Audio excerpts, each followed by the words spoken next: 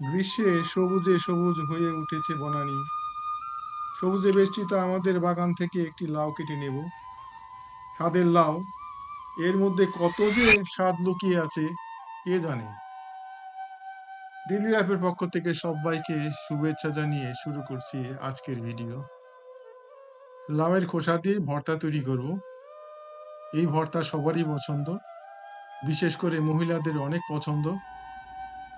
আমরা লাউটাকে খোসা ছাড়িয়ে নিয়েছি এবং এই খোসাকে আমরা বিক্ষিপ্তভাবে কেটে নিয়েছি এবং এই কাটা অংশগুলি আমরা এখন সিদ্ধ করব।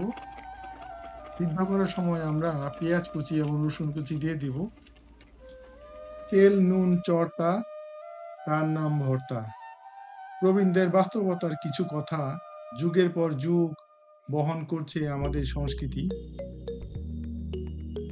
এই কথার মধ্যেই কিন্তু স্বাদের বর্ণনা দেওয়া হয়েছে।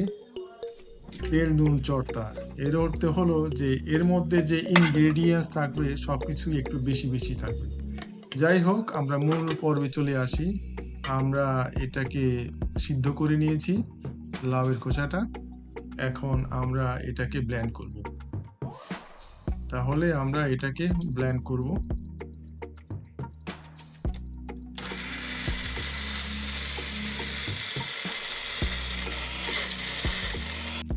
এর সাথে ব্লেন্ড করব কাঁচামরিচ, এবং কাঁচামরিচের সঙ্গে একটু ভিনিগার দিয়ে আমরা এটাকে ব্লেন্ড করে নেব।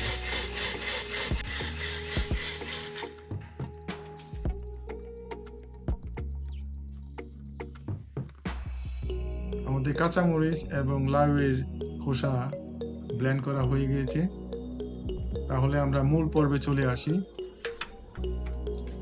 চুলাটাকে জ্বালিয়ে দিলাম, কড়াইয়ে চাপিয়ে দেওয়া হয়েছে। এখন আমাদের ব্লেন্ড করা লাউয়ের খোসাকে আমরা কড়াইয়ের উপর চাপিয়ে দেব।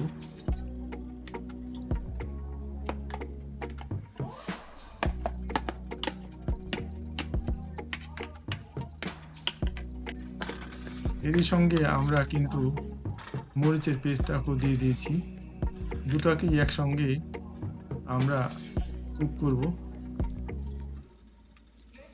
কুক করার আসল কাজ হচ্ছে যে এর মধ্যে যে পানিটা আছে সেটাকে বাষ্পে রূপান্তরিত করতে হবে। এখান থেকে পানিটাকে উড়িয়ে দিতে হবে।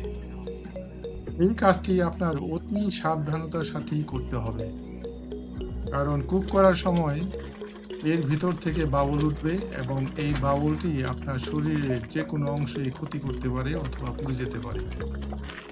তাহলে সেফটি ফার্স্ট, নিরাপত্তা অবশ্যই আপনাকে রক্ষা করতে হবে, মেনটেন করতে হবে। আমরা অপেক্ষা করব এর মধ্যে থেকে পানি যত পর্যন্ত না বাষ্প হয়ে যায়, এবং এই ভর্তাটার জন্য এটা ড্রাই হতে হবে, এমন হতে হবে পানিটাকে এর মধ্যে থেকে উড়িয়ে দিতে হবে। এখন পানিটা উড়ে গিয়েছে মোটামুটি, এবং এর মধ্যে এখন কিছু তেল দিয়ে এটাকে একটু ভেজে নেব এবং স্বাদ মতো কিছু লবণ দিয়ে দেব। এটা আপনার স্বাদের উপর ডিপেন্ড করে। আগেই বলা হয়েছে তেল নুন চড়তা, তার নাম ভর্তা। এখন আমরা কিছু তেল অ্যাড করে দিলাম, এটাকে একটু ভাজবো।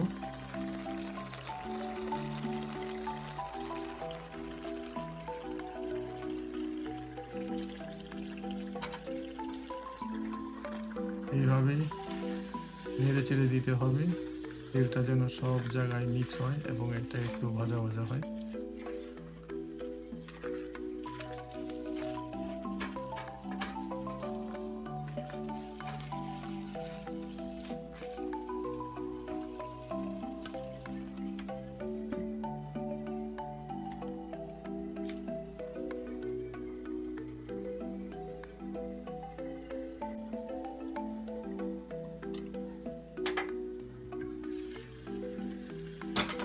এখন আমরা স্বাদের জন্য একটু ভিনিগার অ্যাড করব।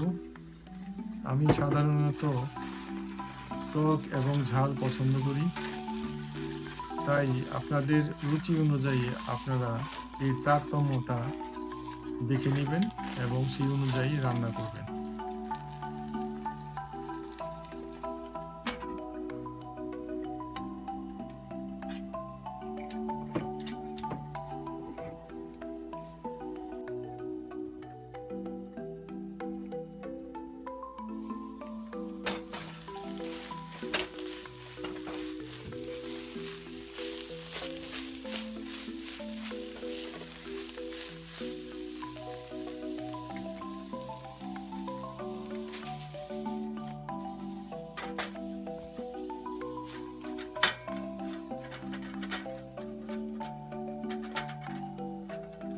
আমরা কিন্তু রান্নার শেষ অংশে চলে আসছি।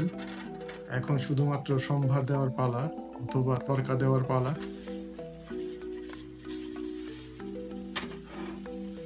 আমরা এই তড়কাটা অতি শর্টকাটে দিয়ে দেব।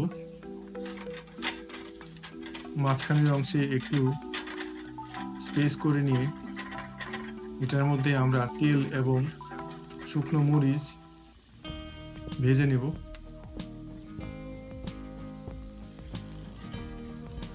এখানে তেল অ্যাড করা হচ্ছে এবং তেলটাকে একটু গরম হতে দেব এবং তারই সঙ্গে আমরা শুকনো মরিচ ঢেলে দিলাম।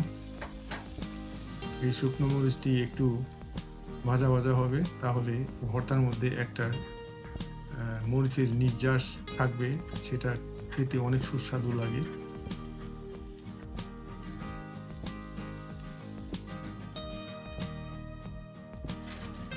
আমরা এটাকে সুন্দরভাবে মিক্স করে নেব। এটাই হচ্ছে আমার শর্ট তড়কা দেওয়ার পদ্ধতি।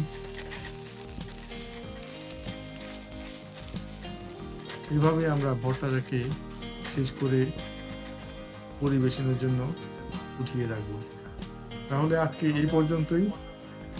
দেখা হবে অন্য কোনো ভিডিওতে, অন্য কোনো কন্টেন্টের উপরে।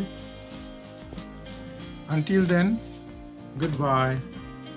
ও, আরেকটা কথা, আপনারা কিন্তু কমেন্ট করতে ভুলবেন না। Bye by.